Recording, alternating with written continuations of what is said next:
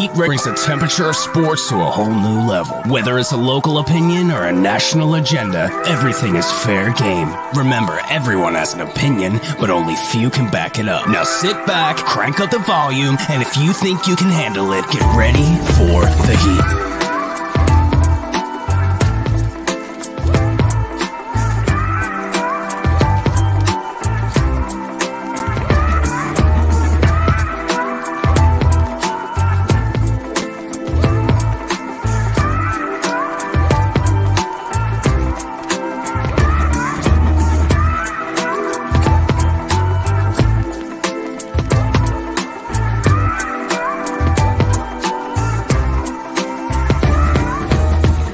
Welcome in, everybody. It's Tuesday night, and we're here live right here, Heat Ratio Sports. Give us a follow at Heat Ratio Sports. Make sure you're following at Heat Ratio Sports on all social formats. It's Dan, it's Al, it's Tony, and we got a packed show tonight just on the precipice of the NBA draft. Got a little NBA Philly Sixers talk, a little Tyrese Maxey talk. We'll talk a little Phillies bullpen. We're going to talk some interesting, trades that we want to take back. Last week it was on the quick takes with Dan Green. It was coaches. Tonight it's going to be trades. We got the 2-minute warning coming out where the booing effect in Philadelphia. And for the final judgment, you're going to hear all about Vince McMahon and whether this could be his final downfall, and not to leave out Sir Charles and KD. They're back and forth. A very interesting topic. Does Kevin Durant need a real ring for his legacy? But as always, like we said, Heat Ratio Sports, give us a follow on all such formats, especially on TikTok now. And shout out to our intern Aiden, who will eventually be on the microphone, just killing it with the drip cam, killing it with the NBA draft. I mean, first hit, the dude's like, yo, listen, he's like, can we just can I do these and proof them through you? I'm like, I trust you, man, just roll with it. And he said he was killing it, man. I was loving every minute of it. Adam, as always, what's up, guys? Great show. Listen, you haven't even began to listen to yet, Adam, and you're already calling us great. So we got a high bar to set here. Matty Z, what's up, Matt? As always, thanks for checking in on YouTube. As always, make sure everybody hits that like button and hits that subscribe button. But fellas, let's get right into the Phillies talk, because we have to, because right now that is the sport that's being played. And what a wonderful time it is to be finally a Phillies fan. I know they have their issues, but they're winning games. They're having fun. Everybody's playing hard. The young guys are playing. Things are working. But what's not working, okay, is the bullpen. And again, the Phillies are still a team right now with newfound life, but the bullpen continues to come up short. Listen, for everybody that knows, and the last question is, can they turn it around in time for the second half of the season? Just so everybody understands something, Sir Anthony was the closer of this team. He was always going to be the closer of this team. Remember, comes back from Tommy John surgery, right? So they got to bring him back slow. The main reason why they signed Corey Knebel, just so he could hold that spot for a little bit till Sir Anthony showed that he's ready. And I think it was a perfect time for Rob Thompson to be like, okay, look, Corey doesn't have it. Now we can pivot to Sir Anthony, who should be the closer. But then right now, this bullpen, the biggest thing in 2007 and 2008 and 2009 was they had a good bullpen. And right now, in order to compete, they're going to need an even better bullpen. Can they turn this around? Are you confident that this bullpen can actually show us some life going into the second half of the season? I think if Thompson utilizes Sir Anthony as the closer now, it'll get the ball rolling. You had mentioned that Knebel was the placeholder till Sir Anthony got his reps in. If Knebel was lights out, I don't think anything would have changed. You know what I mean? Yeah. So I think because things played out the way they did, you have to give it to Sir Anthony. I mean, they went to hand that one. Poor Aaron Nola. Another blown save. Another blown great game by Nola. And 4 or 5 again, in a row. Yeah, he listen, he's been terrific. It's just he's been the bad luck pitcher of this year. And again, I hope that I opened your eyes a little bit in analyzing how JT calls a game after the comments they made last week. When Brad Hand came in that last inning, he called 16 sliders out of 23 pitches. You got to go after the batters.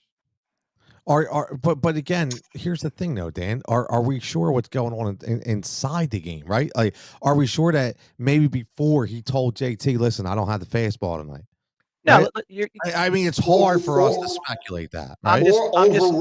Or overruled them and said, no, I don't want to throw that. Give me a couple sliders in a row. But a lot of it is also where you set up and as it worked, the catcher. by the way. It worked. But a lot of it is where you set up as the catcher too. True. Yeah. And I don't know. I go back on some of the sports writers that I've heard on various talk shows, some articles that I've read say the pitchers were more comfortable throwing the nap, and they also think Stubbs calls a really good game. Nobody in this league has the throwing out runners stats that JT has. For that, I'll never sell him short. But yeah, I have concerns about his pitch selection and how he sets up for like 2-strike pitches. Like, why are you down and in? Why are you resting down the middle of the plate? It befuddles me sometimes. Well, here's the thing: unless you're reading Jason Stark or Ruben Frank, I don't want to hear nothing. But no, just kidding. Just throwing that out there because listen, unless we're talking about credible writers and not Johnny Come Lately's blog. I'm just saying, as long as it's credible. But I know you're credible. I'm just kidding. But Al, we did kill JT. I didn't kill JT because I like JT. I'm good with JT. Listen, I wish I kind of looked like JT, just throwing it out there. But I'm very comfortable saying that because I'm sure he's a ladies' man, but he's like the Pat Barrel of today's generation, right? But long story short, I watched him. He struggled, right? We see him struggle at the plate. He's pressing. Obviously, you cannot sit this guy down. You just can't because he has intangibles that we talked about last week. Okay, he may not be hitting the ball, but what other catcher can go first to third? What other catcher can possibly go first to home and score on a double? Not many. He's stealing bases as a catcher, so at least he is giving you something. So intangible, right? Exactly. He's giving you something. So I have full faith that he's going to figure this out. But Al, between JT, between the bullpen, I mean, are these two things that you think that can be, obviously JT coming back to life and the bullpen probably through a trade here or there? Dombrowski is not afraid to pull the move. We talked about that before, but, is this your main concern of this team going forward? I would say yes. Obviously, and I pointed this out about a week and a half ago that when we started that long win streak, that it was more about hitting than anything else. And we woke up on that. We're still hitting. Even that one game that we lost, the one game that we went into the 10 innings, it was still, we're still hitting the ball. So it's not like we're not hitting now. So we're fine there. It's just going to be the bullpen. And I still to say everybody's on fire at the same time. Everybody's still not on fire at the same time. So I think we'll be fine there. It's just going to be about can the bullpen hang in there. Because actually, again, nobody's talking about this, but our starting pitch has been pretty goddamn good. We considering what we got out there, it's been pretty damn good. We was just talking about our ace. Well, do we even still call him our ace anymore? Now, Wheeler's the ace, but Nola's bounced back nicely. Huh? Wheeler's the ace, but Nola has bounced back nicely. Right. I think I've seen the stat last 4 to 6 games. He's been lights out. Something like a 1 point something ERA. Very good. He hasn't had the wins to show for it, but he has definitely pitched very well. So I think our bullpen is our concern.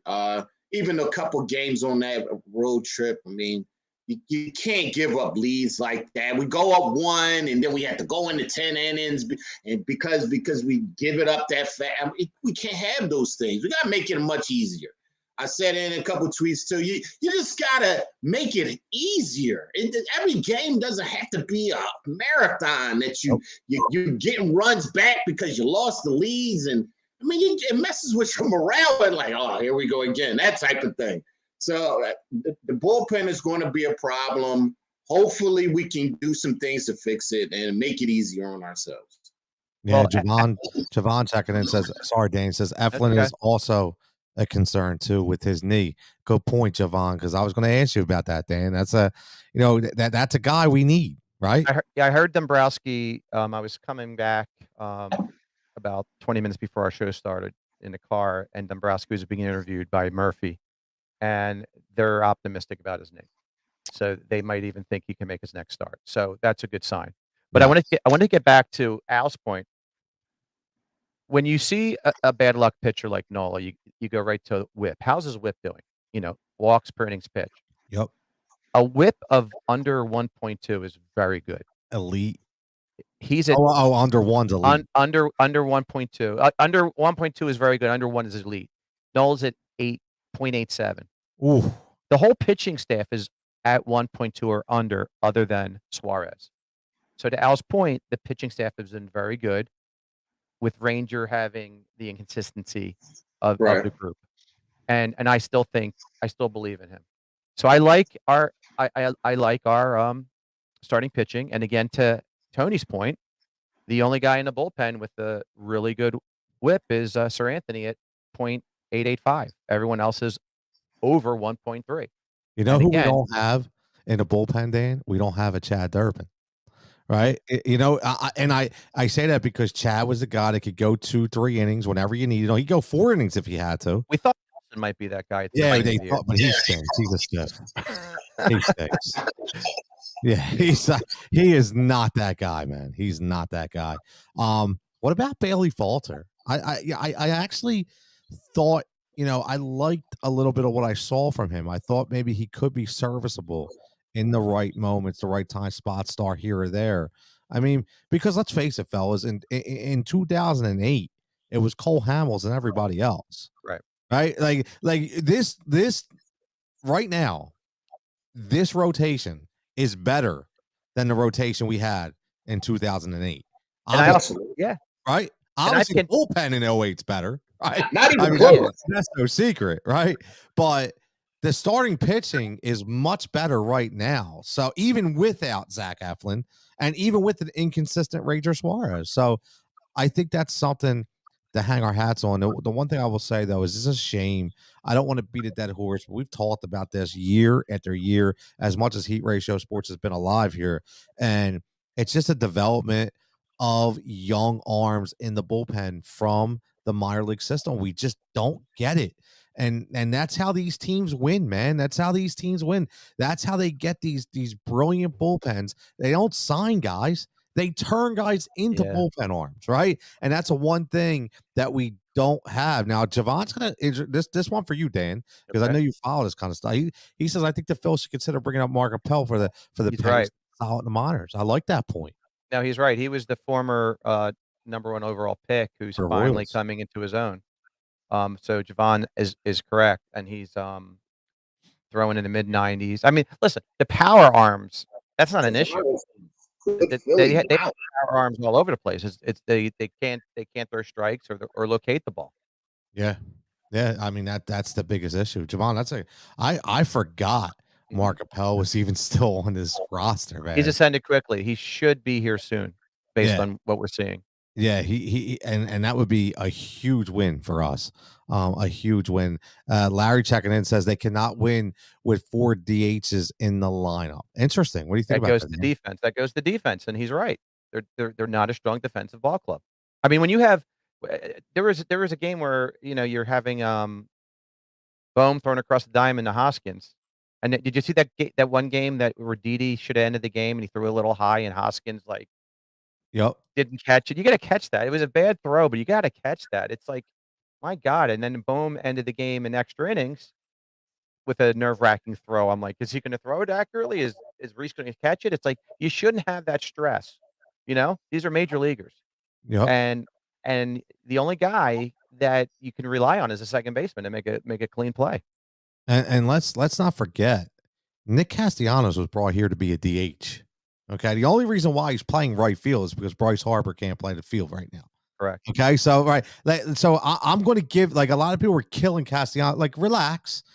He's out there out of necessity, right? That's all he's out of right now. He would not be playing the outfield, and I think Verling can eventually help this team. I think as he gets acclimated, you know what I mean. But Castellanos was supposed to be a DH, and listen, I got to give hats off to my boy. He's not my boy, but my guy Reese. Okay, who I got a little jigsaw love for him now. The why, and you guys should know why.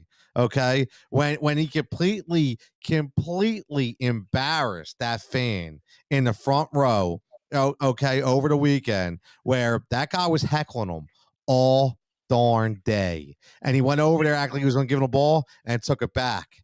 You guys didn't see that? I Oh, see that. oh What man, game it was was a that? great, yes, it was a great villain move. I was like, yo, okay, Reese, I can get into this now. I can get into this, man.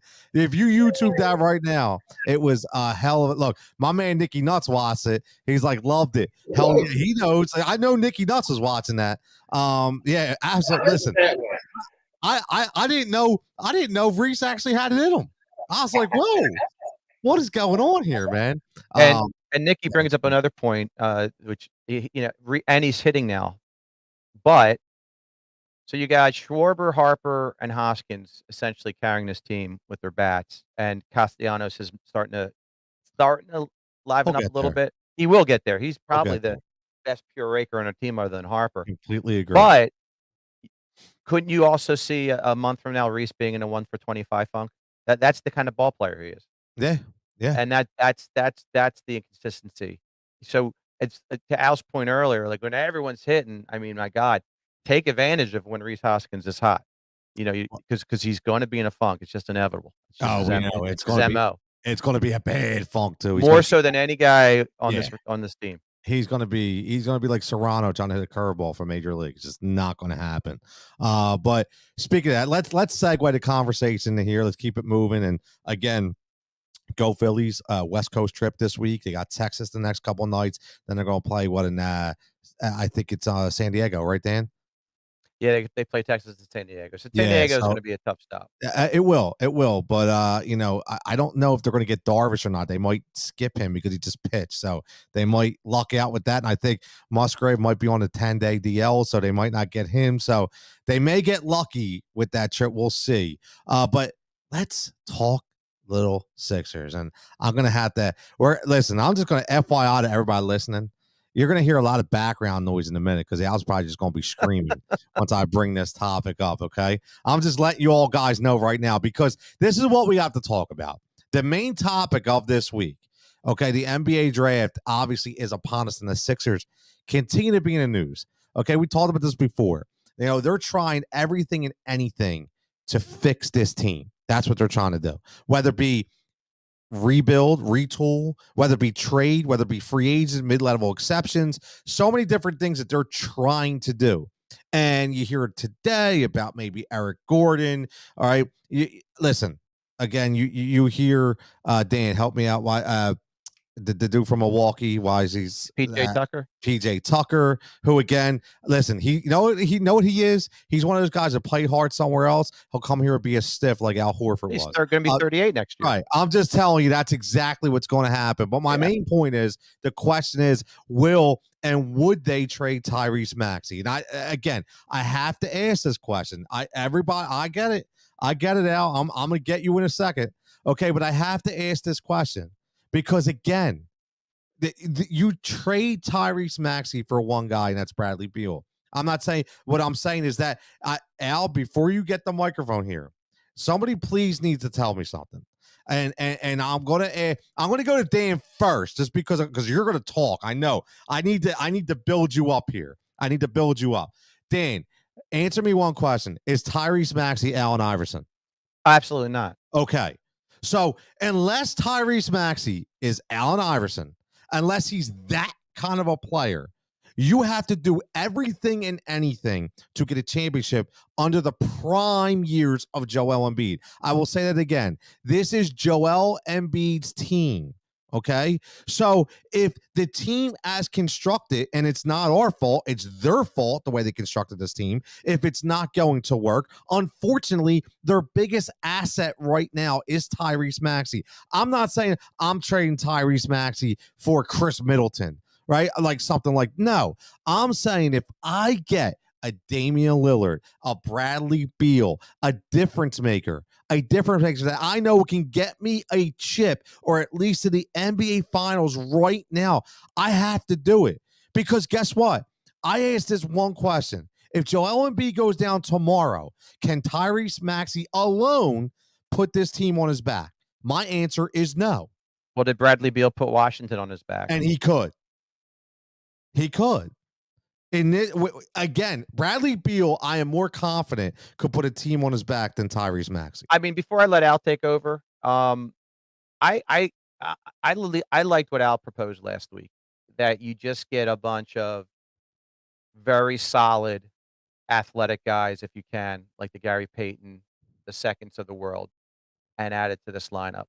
I mean, you'd have to absolutely blow me away in a Tyrese Maxey trade. That's how much I love this kid and how he's so young. So, Al knows 10 times more than I do. So I love him too. I will I'm turn it open to say Al in a second. I Yeah. love him too. Okay. I was just by saying, please. You just have to understand blow something. me away, Tony. You have to blow Right. me away. I love Tyrese. Yeah. I do. I love Maxey. I love his game. I love his energy. I love everything he brings. But I'm just saying, we in Philadelphia have a tendency to hold on when we don't need to hold on. If it's the wrong, but sometimes we hold on, like you said, but it's the wrong guy to hold on to. Maybe this is the one you want to hold on to. I get it. But nobody can answer me the question that, and I'm going to ask Al this right before I give it to him. Can Tyrese Maxey alone carry this team? Al, can he, if called upon, would he be able to put this team on his back and carry them to the NBA Finals alone?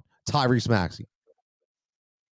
I don't know how he's going to come back next season or this season, but last season's version it was not ready for that. All right, so let's use your scenario. Let's say Dame. All right. Okay. Which is very far fetched because if he wanted to leave, he could have left at the trade deadline. He chose not to leave. He told them he didn't want to go anywhere. All right, so just use Dame. So let's say $40 million, right? I haven't looked at it in a while, but let's use a number in between 35 and 40 million as his salary. All right, well, you got to load a lot of stuff in that with Maxey to get to that number. So now you're depleting half the team to get Dame. So now you got Dame. All right, Maxey's off the team. Thibault's probably off the team. You got to put Green's 10 million in there. So you got to do a lot to get to that number. And now you got to replenish that on top of what you had to do to get something like that. Now, the better move, if possible, is to do Harris, because Harris can match pretty close to Dame or Bill. So when I mentioned that last week, I was thinking if you go that route, you got to do Harris. But the only problem with Harris is we were awful at rebounding last year. Awful. I mean, absolutely putrid. I screamed every game at how bad we were rebounding. All right, now you take Harris off. All right, and just to say you do a deal with, I don't know, just use Green, 23rd, and Harris for Beal. Okay, now what do you got left? You don't have any rebounding now. Now you got to get another rebounder. And even if you do a Tucker, he's not rebounding enough for you. He's playing defense and hustling and doing all that stuff. So you got a lot of problems if you start tinkling with stuff here and there. That's why I said add. And then Beal's a far-fetched thing anyway, and I don't think Dame is a possibility. People have start going crazy. Oh, my God, the internet went bananas when Kyrie was there in between negotiation. They're going to work it out. He's going back. And then, now I hear all the scenarios. KD, Tucker. I mean, we're getting everybody. As soon as they start talking about Kyrie wasn't coming back. Stop. Kyrie's going back. Relax. Remember, I did say, it was funny, I said that last week, that Tucker might opt out and we might have a shot at him. I did say that last week. Now, he could just do that just for money. He could just say, I want a little bit of money. He got 7 and some change. He might want 9 and some change, or 10. You know, if you want me to come back to Miami, give me a little bit more money. So I don't know what his ploy is for that. Most people, when they opt out, is like that. The guy from Clippers did the same exact thing today. I can't remember his name. He opted out. Yeah, he's not going anywhere. That's going to be a very good team. It would be foolish of him to want to get out of there unless somebody gives him a deal like he's going to get in LA. So he's not. I don't think he's really going anywhere. He just opt out for more money. So we got to figure out a way. I don't think either one of those ways are a way to go. I mean, unless you better know exactly what you're doing if you're taking 4 or 5 players off the team, one shot deal, and only getting 1 per player back, maybe 2. Yeah. Again, like I said, my main thing, as always, is going to be Andre. What's up, Dre? Checking in out. You guys, 2 guys sound incredible. We got to get Al fixed, but now I'm just kidding. Now we'll get you, brother. I'm just kidding. But seriously, in all seriousness, Tyrese Maxey obviously is the young piece of this team that we all love. We love his energy level. We love everything about him. My main focus here is I need the win. And this isn't Jigsaw being impatient. This is saying I know what I have in my big man. Okay. And I know what I have in my big man. And my biggest fear is that if we get this team, obviously as presently constructed, it wasn't good enough. And I look at the team that won the finals. I look at the teams that were in the finals. I look at them and I compare them to us. Listen, we I don't know if you guys seen this, but early power rankings have us in double digits. Okay. So again, we can say what we want, but this is an outside opinion. I understand, but it's because I think they see the same thing that we see, or I should say I see, is we're very limited. Even if we want to add a bunch of guys, right? If we want to add a bunch of guys, I don't think it matters. I don't. And I'll tell you one thing. Here's the one thing. I'm going to end on this, and I'll let you guys obviously speak on this before we get to the halfway mark and we get to our quick takes and final judgment and 2-minute warning. What if we can't win with Joe? And I hate that. I'm being straight up honest. Like, my biggest fear is when I watch, like, we've all talked about this, when even Joe, as unbelievable as Joe is, we've all talked about this isn't a big man's league, right? We've talked about this plenty of times. And we look at all these teams have played, there is no big man presence, right? Giannis, yes, but he's a freak of nature. Joe cannot do what Giannis does, right? So what if Joe is the limitation? And that's my biggest fear. So if he is, then you have to get more people to surround him, but bigger people, not just little pieces. You need big pieces. So it was different with AI. You could surround AI with a bunch of role players because AI was going to be that guy. But we've seen this. They can shut down Joe, Dan. They can shut down Joe. And then what happens? We need everybody else to step up. And I get it. You're going to say, well, that's why we need Maxey. Well, what I'm saying, though, is Maxey showed at times being young. I get it. Will he be able to hold that down? And I just said I would be more comfortable. And I think other people would be more comfortable if we had a guy that was established in that role than a young guy that possibly could help Joe. I don't know. That's just my thought. Well, I mean, my retort to that would be, again, if you took Embiid out of our lineup and compared our team with Maxey to the Wizards with Beal, which team has more talent? Man, the Wizards. They made some decent moves they last did. year. And what did Beal do for that team? Kuzma, who would have thought Kuzma would have been going off Right, the but way he did, right? but I'm saying, and did Beal take him to the playoffs? No. So I mean, so you're saying Beal could carry this team if Embiid were to go down, and I say, I don't necessarily agree with that. I love Bradley Beal. Don't get me wrong, but but I love Bradley Beal with a healthy Embiid by his side. I don't know if anyone could Well, right, carry this right. team. Well, hold on. No, I agree with you there. I'm saying, we've seen over the years Joel get hurt and miss time. What I'm saying is, In if I short bursts, need, not long term. yes, I'm I not got saying you. I for the got whole you. season. I got you. No, Bradley Beal's a professional, and he knows he can score the ball. I get it. I had that in Jimmy Buckets. Yeah. Right, I had that in Yeah, Jimmy. well, that's a wound that we hate to revisit. Right, but I'm just saying that's what I'm talking about. That's the kind of player that I'm talking about. But And that's also to your point is, with JoJo is as dynamic as he is, it just seems there's a curse that surrounds him. And even when healthy, he just is often fatigued and worn out and clumsy at the end of the games. And then you have players like a Maxey that might feel like obligated to defer to him, whereas maybe Bill wouldn't. Maybe Bill will see that this guy's dragging it right now. I got to take over the game.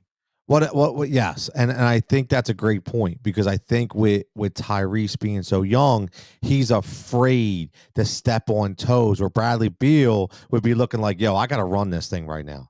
Like, Joe get mad at me all he wants, but we got to roll. The only way we're gonna roll is if it goes on my back, right? I mean, Al, do you agree with that? Yeah, Is that I kind of agree where we're with at? that. But I also think that Maxey, because it's going to be his third year, you talk about those things in the offseason, kind of similar to the LeBron and Wade type of thing. Hey, yo, I'm just going to take over a couple of times. He does it sometimes, but he didn't really do it in the playoffs, so maybe once or twice. So you got to have those conversations with an older heart and a younger player like that has that juice that can just get going. Let me throw a couple of things at you that won't cost you very much and actually realistically can happen. What if we, in some combination of the 23rd, Green, and something else, we get Gordon? All right. Let's say we use our mid-level on Tucker. I didn't say it's going to happen, but what if we bring Drummond back for the same amount of money that we got him for the first time, and then we get like a wing, some type of wing like Stanley Johnson or DiVincenzo, somebody that can give us a little extra juice? What would that do for you? Because that's strengthening. The bench is nice and strong then, and you can mix and match and do some things with that. What does something like that sound like to you guys? I I know mean, 20 is not enough for you, but it's never going to be what enough, does man. it sound like names wise that can do? Because you're going to get shooting and defense from Gordon. You're going to get defense from Tucker and the toughness that we definitely need. Drummond is going to give you that rebound and a little bit of scoring off the bench, and that extra player can do some scoring. I mean, listen, on the outskirts of this entire thing, I mean, with the situation that you bring up makes sense, right? I mean, when you think about it, you say, okay, so if I'm going to bring in PJ Tucker, there's three guys: PJ Tucker, Eric Gordon, Andre Drummond coming off your bench, as opposed to Furkan Korkmaz, or, like DeAndre Jordan. You're already upgrade. I get that. My problem is, even though I need to, I think we need more than that. I think, yes, We do. right. We need to strengthen the bench, but we still need a player. We still need a piece in that starting five. And I think that's what hurt us last year. And again, I don't know how we get it. I don't know what it's going to be, but Dan, I just, for me, I think that's why we're in a situation that we are, because we need that extra guy. And obviously, it's going to be about shipping time. Listen, Tobias Harris is going to have to go somewhere, but the problem is it's always going to be money for money. So you're going to have to take money back, and people have to understand that. So you have to play it out in your head that if I get somebody back with Tobias Harris money, is that guy going to be better suited for this team? Because that's all it's going to be. We're going to get somebody else doesn't want. Correct. That's right. I hope everybody realizes that. And I'm not a big Tobias guy, right? I'm not, but that's what happens, right? You're going to get somebody back that you may not want. So there's a lot to this, Dan, a lot to this. And we're going to be talking about this for several weeks. Gad, you got a final thought? Yeah. I mean, to Al's point, though, I mean, yeah, on the face of it, it improves your team, but those three players were together in their prime with Houston and didn't do anything. So, and now you're bringing them back as older players when we That's want to get more athletic. And Drummond wants a starting role. I don't think he wants to come back and be a backup. I don't know So if he wants to start. yeah, okay. I mean, listen, that was a great backup to Embiid, and if he wants to come back, I'd love to have him. But my number one, it's kind of like with hockey. I want speed on my team, and with basketball, I want athleticism on my team. That's what I saw in the NBA playoffs. We're clones of each other coming in and out of the lineup, looking like unbelievable athletes. And you always say when your team is not moving forward, that looks like a different breed of basketball than what my team plays. Yeah. And that's what I want to see. Yeah. No, I completely agree. Get it out. End us on this before we go. Real quick, too.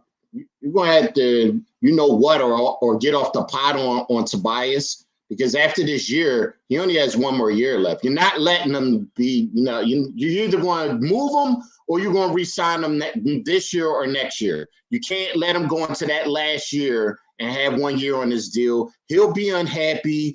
There'll be rumors all around. You really have to do something. Either you're going to re-up him right now, or at some point during the season, or move him. So, but he doesn't have to get re-upped at another max, though, Al. Yeah, but you stop. Nobody would give him that. What it is. It is what it is at this point. And remember, nobody's going to pay Tobias Harris a max. If we quote let him walk. In basketball years and what he does on the court, yes, they will. They will. I don't think so. So. I guarantee you, what is he? I gotta look at what he's making. He might not make that, but he's going to still make. If he's 42. Making, I don't know, 40. What is he? 42. All right, so 42. He might not make 42. He make like 35. He's not going to be far off of that number. It just is what it is, fellas. That's crazy. Javon says youth and athleticism at the wing is what they need. Javon, I agree. That's what they've been needed. That's what they've been needed. We just gotta hope. Easier said than done, though. Get it, man. That's we gotta hope they get it. But we got a couple days left for the draft. It's going to get interesting. Obviously, we're going to be talking about this all off season, but we did have a little segue here. We mentioned about trades, right? About trades that we wish we had back, right? Trades that we wish we had back. So, Dan's going to walk us down memory lane a little bit, and he's going to give us a little talk, a little taste about maybe trades that we think we wish we never made. It is time for Quick Takes with Dan Old School Green right here on Heat Ratio Sports. Well, Tony has on our little script, our playlist here, the Mikal Bridges draft and trade, which was a disaster. Oh, we got Zaire Smith and ultimately a future one that we flipped for Tobias. So if Tobias we were all in love with, maybe that would have worked out. But I think we'd all rather have Mikal Bridges than Tobias Harris on his team. But when I looked at each and every team in this town, I'll start with the Sixers since we're on that topic. I'm not going before I go into the Sixers. I am not going to the obvious trades where players were disgruntled and they forced their way out of town. I'm talking about trades that were just made that were like, what the heck? I'm not. Charles forced his way out. Schilling forced his way out. Rowland, Wilt, Chamberlain, they all forced their way out of town. So I'm not going to bring those trades up. But I'm going to bring up 2012 Andrew Bynum. We traded Andre Iguodala, Nikola Vukovic, Mo Harkless, and 2 first-round picks for Andrew Bynum, who never played a minute for this team. And did we know Vucevic who's the gem of the trade, would be this good? Probably not. But when people, I was a process guy. I ultimately say if the process didn't take place and we stayed with Jrue Holiday, Nick Vucevic, drafted a little better, maybe this team wouldn't have been stuck in purgatory like I thought they would have been.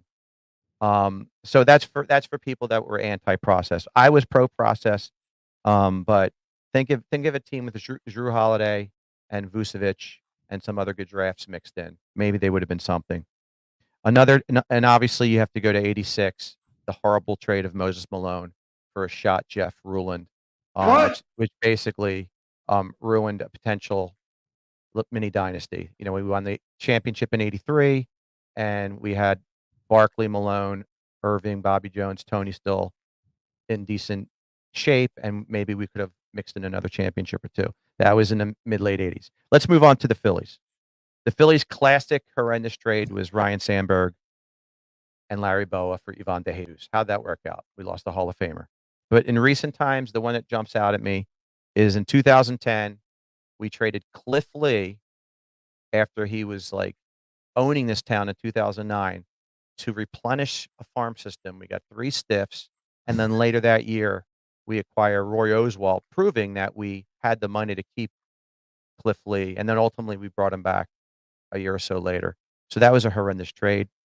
And the Eagles, the trade that jumps out at me as a horrific trade that I didn't like the minute it happened was when we traded LaShawn McCoy for Kiko Alonso in 2015. You like that trade, Tone? No. That was a horrible trade. I'll talk to you. Go ahead. Finish up. I'll tell you about that in a second. And then finally, we'll go to the fly guys who don't get enough attention on this show. No offense, guys. Patrick Sharp, 2005, the Flyers traded a mid-20s talented guy that was butting heads with Ken Hitchcock, then coach. We traded him for a guy named Matt Allison who played 7 games. Patrick Sharp went on to score 30 goals 4 times and win 3 Stanley Cups with the Blackhawks. And then the worst of the worst, because we had a horrible contract with Ilya Brizgalov, we traded a young Sergei Bobrovsky for a 2nd-round pick and 2 4th-round picks when we've been goalie starved for 20 years. And that kid's been a top 5 goalie for the past 10 years. And those are the trades I wish we had back. It's a her piece, man. That's a great listen. That's a great look back in time right there. And I know Al was putting his. Al, you were loving that LaShawn. Thanks for the reminders. Thanks, Stan. I really appreciate that. Well, real fast, Tone, put up Adam's point. Adam, I totally disagree with you. Adam. Nah, they didn't. Now they got Voracek and Couturier for Jeff Carter, and Carter was traded by Columbus to LA. Not the Flyers didn't trade him to LA. And Richards, we got Wayne Simmons and Braden Shen. And Richard, they were just pieces on those Kings team. We actually won out on those trades. So I disagree with you, Adam. But I love you still. Now, I would Javon checks in. He's talking about Felipe Amat, and I still remember Felipe Amat. It was Ramirez, JC Ramirez, Tyson Gillies.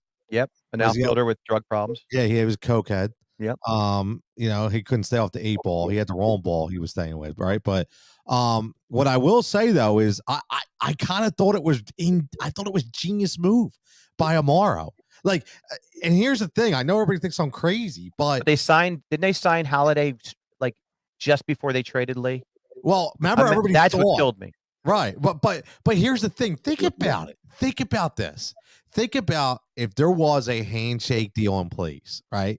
That Cliff Lee was going to come back here a year later, okay? And you were able to grab a Roy Halladay.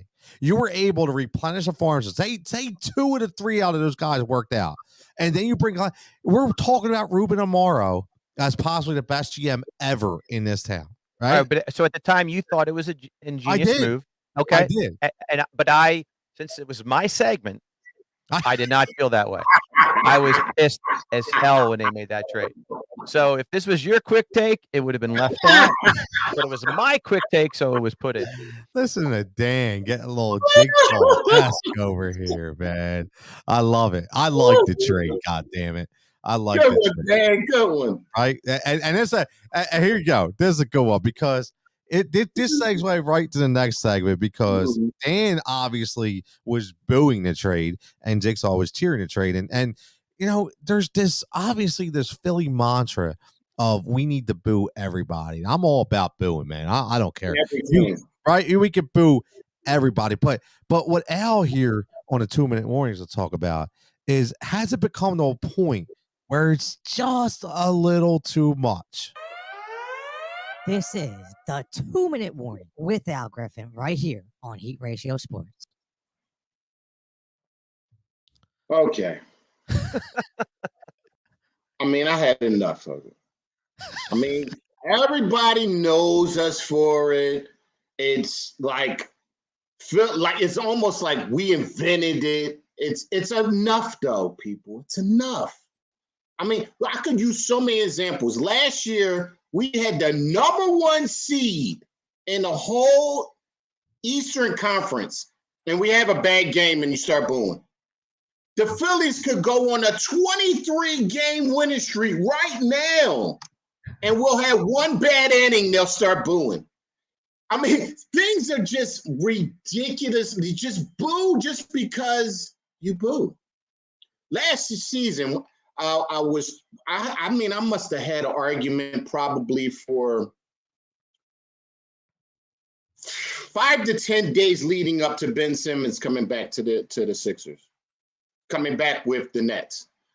Why I just wanted to ask the question on why people wanted to go to boo. People paid over $200, maybe more, 3, 4, 5, whatever, just to boo. Just to boo. Like, you pay good money so you could boo Ben Simmons on the bench. On the bench. I don't understand the mentality of the boo anymore. I am never understood the boo. I understand not happy with effort, and that's what Philly is built on. I get that, but not just booing just to boo. When you let the team come back from 35 points down or 25 down, and we can't hold the lead, and they come back and win, you could be upset. But if we're winning, and you have a couple bad plays, or they score 10 in a row and we're still up, what are we booing for? There's no reason to boo at every single thing. It's really getting outrageous, Philly. I mean, it's enough is enough with the boo. It has to be in context. If there's no effort, like it was the Toronto game, game 5 in the Toronto series, because we had to go back to Toronto, and then we get blown out at home. Yeah, that was the game. That was a reason to boo, because we had zero effort. We had no effort. You could see it was laziness. People acted like we did because we were up. It didn't matter. I get that, but not in so many other. It's a billion other situations I get. Enough is enough with the booing, folks. Stop it. I don't know, man. I mean, we got a lot of fans. Now seeing as The Rock is the people's champion. So we gotta get a lot of fans here, man. And my whole thing is, if you want to boo, you can boo, right? And so, So the whole thing to me, Al, is you said effort gets booed, right? But there's various points where you have to get to a point. Even to me, I think it becomes excessive. Like there's people that are going to boo Bryce Harper because he strikes out the bases loaded, right? Right? Yeah, it's like let's take a break here. Javon says, I never understood booing at various points, but now the boos have carried over. You know, that's a good point. That's a really good point by Javon. Because social media has become a cesspool of boos, right? It really has. And I'm going to throw this out. I'm going to be honest with you. If I wasn't a publicist and I didn't have to be on social media, I probably wouldn't be, because it's just become it's become just a bad place a lot anymore. Like, you can't even have a conversation. Like, really, like luckily, like I'll tell you what, like every Friday, I was blessed to be invited to a group of publicists. It's called the PR Lunch Hour, and it's run by 2 fantastic women. And I joined. It's every Sunday or every Friday at noon for an hour in a space, and it's great. Like, we're able to talk amongst each other, help each other. But man, besides that, like, it's like people are like ridiculous, like on Twitter. Like, it just has to end, man. Like, you know, like, here's the thing, like, even like Facebook, like, I love Facebook for family. Like, I'll be honest with you, like, you know, listen, me and Al live, 50 miles from each other. Me and Dan may live 30 miles from each other, right? I see Al's grandkids on a basketball court. I see Andre's kid growing up playing basketball, right? We see Dan's kid graduating from college. My kids play. That's what the cool part is about social media. But all that other nonsense, it's got to stop. And I classify that as all booing, man, on social media. Like that has to stop. I completely agree, 100%. But somebody who's been getting booed a lot is our man, Sir Charles. Now, we got to bring this up before we get to the final judgment here, because this has been hot in the media, right? Hot. So I'm gonna play a couple clips here. This is where it started, okay, and then where it got to. And then this is a full minute and a half right here. You'll get to hear it whether you listen on podcasts. If not, I got the video. We'll throw this on. But I want your guys' take on a couple things. Number one, KD, does he need to win another ring or real ring, like I would like to classify it, as to become relevant into that GOAT status? And KD or Steph? Who is the driver of that team? I know who I feel. I think I know who you guys feel. But let's hear Sir Charles talk about driving a bus. All these guys can play, but please don't tell me you're a great, great player and you're averaging 20. Come on now. I don't think I ever played in the playoffs and averaged 20. Oh, here we go. Is Kevin Durant a great, great player? He is. And he's been stifled by Boston. And I was going to go there. And let me tell you something. I don't want to badmouth the dude, but I see you guys always talk about that championship stuff. I try to tell y'all, all these bus riders, they don't mean nothing to me. If you ain't driving the bus, don't walk around and talk about you a champion. If you riding the bus, I don't want to hear it. Come on, Shaq, tell them. All these guys walk around with these championship rings. Hey, y'all bus riders. But let me tell you something. 2 in a row, Chuck. When you the bus driver and you got all that pressure where you have to play well or you're going to get the blame, that's a different animal. It's a different animal. But I think also guys on the bus. Yeah. They're also giving directions. Yeah, giving directions. There are guys that are on that bus giving directions. They're not just sitting there. Yeah, they just on the bus. Because let me tell you something. The Clippers. Because let me tell you. There's guys. Okay, Kevin Durant's not on the bus. He's just not on the bus. Yeah, no, but what has happened when he was driving the bus? Well, he's never just. No, what was happening when he was driving the bus? He lost to the finals. Yeah, okay, he did. And then when he was in Oklahoma City again. But he was driving. You don't think he was the bus driver in Golden State? No, I do not. You don't think he was the best player on that team? No, I do not. Wow, I do. Well, you can say that, but I thought he was the best player. You don't join no 73-win team and talk about you. But he was the best player. No, he got MVP. He wasn't the best player. Iguodala wasn't the best player. He got MVP. Stop that. All right. Barkley said last week on ESPN's Get Up, that's right here, our very own Get Up, that KD has yet to win a title as the quote-unquote bus driver of his team. KD, of course, clapped back. Here's the tweet. All this expletive is nasty. Another terrible analogy from a hating old head that can't accept that we make him more bread than them. It's just timing. Chucky, don't hate the player. Barkley responded to KD during last night's Stanley Cup final.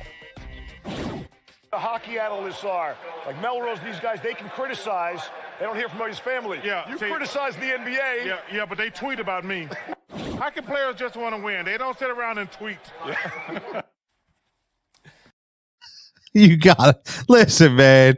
You gotta love Chuck. Listen, before we begin, right? You gotta love Chuck, man. He just speak his mind, man. Like he's dead serious. Hockey players just play; they don't tweet, right? The NBA is full of tweeters, right? But let's get to the bus driver segment here for a second. Okay, let's settle this between all three of us here. And please, everybody listen, a lot of people here chiming in. I'm already looking at the numbers going up. The views are going up. So please, if you're out there, chime in. We already got our man Bill Fleming checking in. He says Steph, right? Do you take KD? Do you take Steph? Let's go to the first part. talk about the whole bus driver analogy. I get what he's saying, right? I think we all get what he's saying. Allen Iverson was the bus driver, the Philadelphia 76ers. Everybody else was just on the bus. But Kenny Smith was kind of right. Those guys were also given direction. So I get that, right? They just weren't laying on a bus with listening to their headphones, not doing nothing. They were actually flipping through their iPad and selecting songs. So just compare that to plays on the court, right? So that's what they were doing. So I get that. I get that. But Al, I'll go to you first. That team, KD or Steph, I'm sorry, but if you don't say Steph, again, it has to be Steph, doesn't it? Steph allowed KD to do what he did. If they weren't looking at Steph most of the time, KD had, I don't even know, because Clay was in his prime. He probably had maybe the second to third best defender on him because they were worried about Steph the whole time. So he took advantage of that, which he was supposed to. He was supposed to take advantage of it. And that's why they were so hard to stop. And that's why they won as many games as they won. They were supposed to do exactly what they did. They took care of business because they took advantage of every situation. You could not double anybody. And as soon as that ball swung, it was an open shot for whoever got it. So absolutely, I agree. It was Steph. Gotta be 100%. Bill checking in says Steph won before KD, now 1-1. And that's a great point. My man PJ, what's up? Diffie checking in says Steph all the way. Absolutely, man. Listen, Dan, there's a reason why we're talking about Steph Curry being in that GOAT conversation.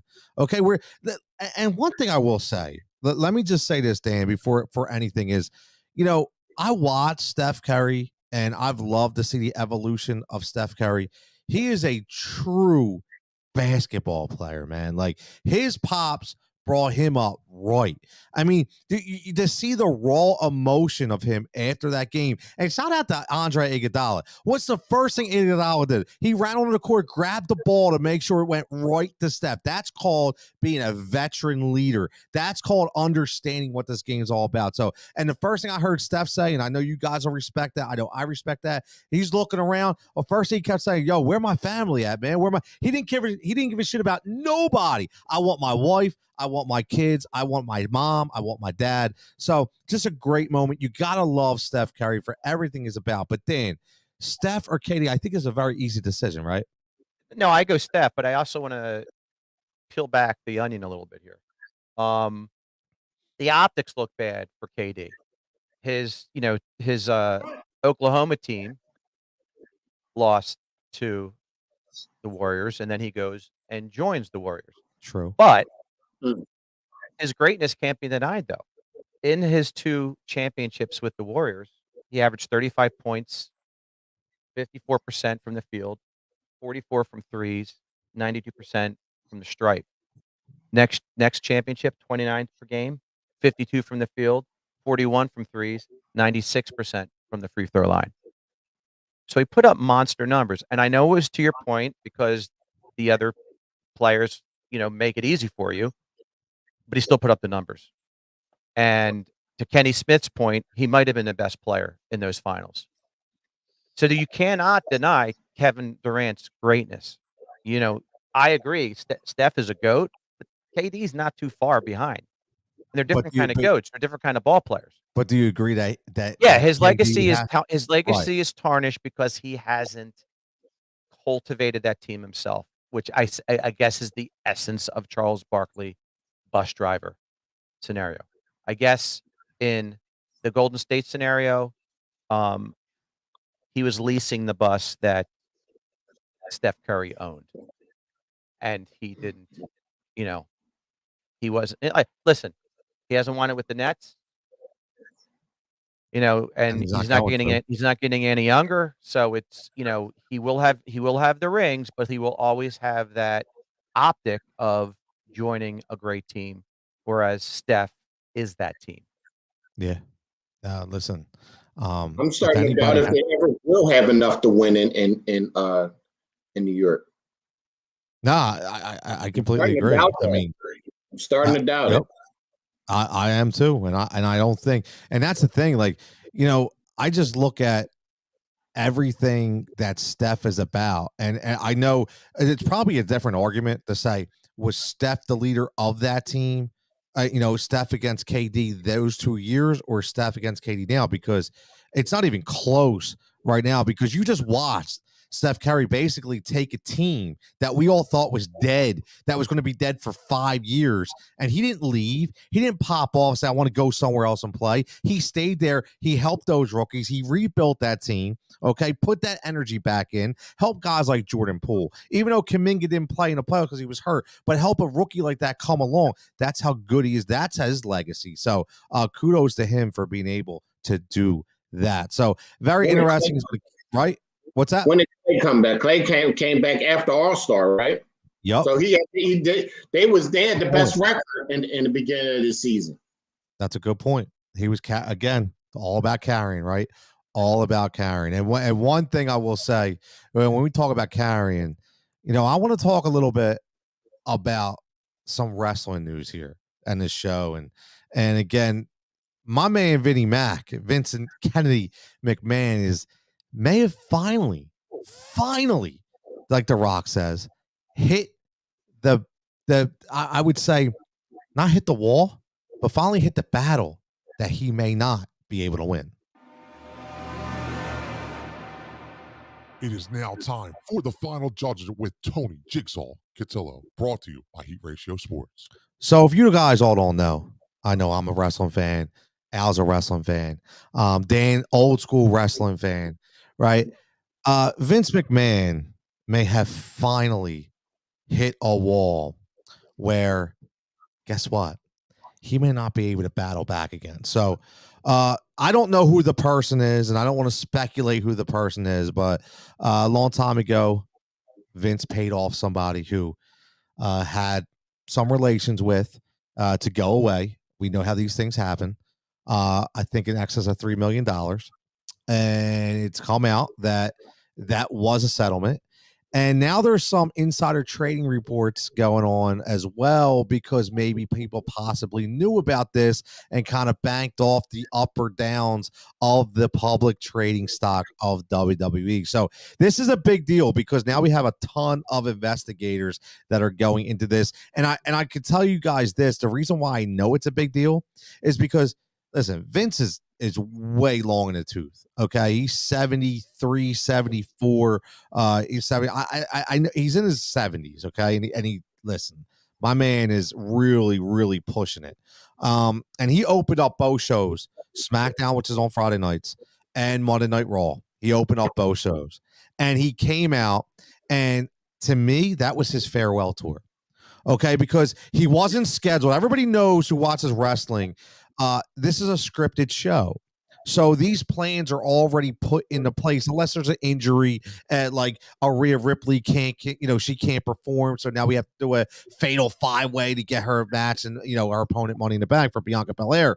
But Vince McMahon came out and nobody knew this was going to be a part of the show. And he basically, in more than, in less than words, said, thank you. That's basically what he said. Thank you to the fans, because I think he knows he's out.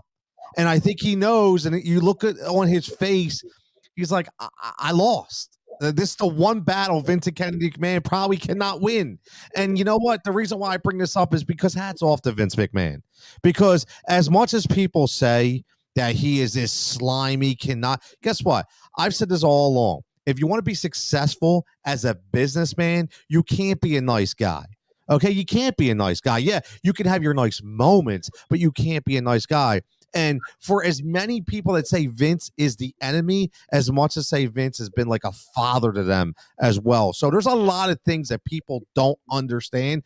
For example, look what happened to Jeff Hardy just recently. Jeff Hardy was given the opportunity to stay with WWE. They were going to pay for him to get help in alcohols in AA, in for his drug addiction, pay for him to get clean and come back, still pay him and come back and still be a wrestler. And he decided not to do that. They released him, and right away everybody said, oh, they did him dirty. What did he do? He went to AEW, showed up drunk at a show. They took him out, and guess what? Now he's in rehab. Vince tried to help him, but so many times that the narrative gets spewed around and it gets thrown in the gutter. Last thing I will say is, if it wasn't for Vince McMahon, I would not have some of the memories that I have, because he built that into a global empire. Whether we agree with it or not, WWE is and always will be the end all be all.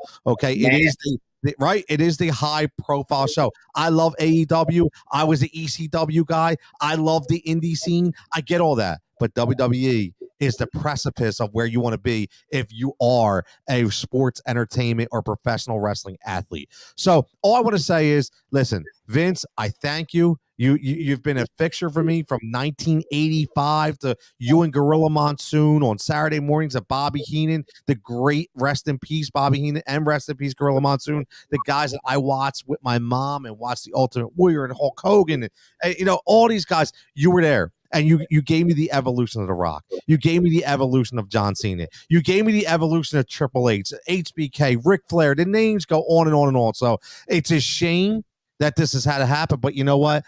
I think it's probably for the best, because he was getting up to that point, Al, to where he was forcing some things, I think. And I think this might be a good time for him to step back, don't you think?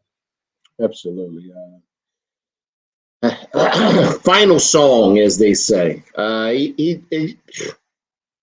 Dude, worldwide. Yep. Not me, world. I'm not talking about half the world. I'm not talking about a quarter of the world. I'm talking about worldwide.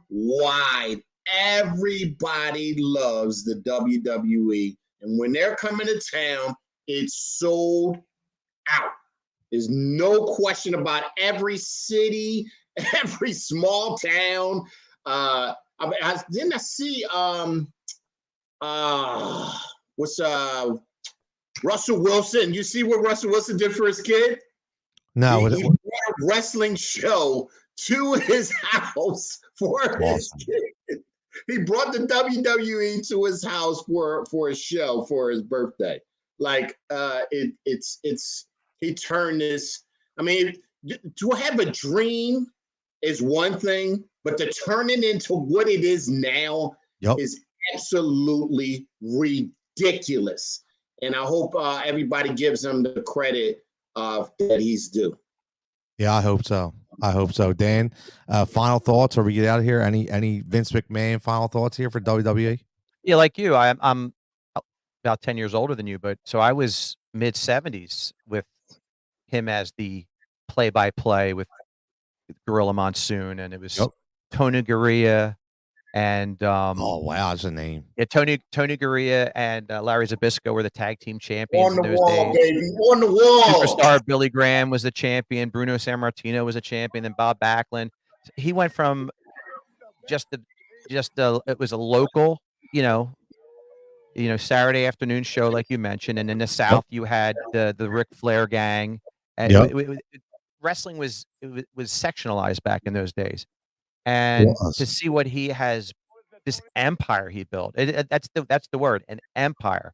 He basically took over his father's wrestling entity, went from little announcer, saw the big picture, and instead of making it regionalized, he made it WWF at first.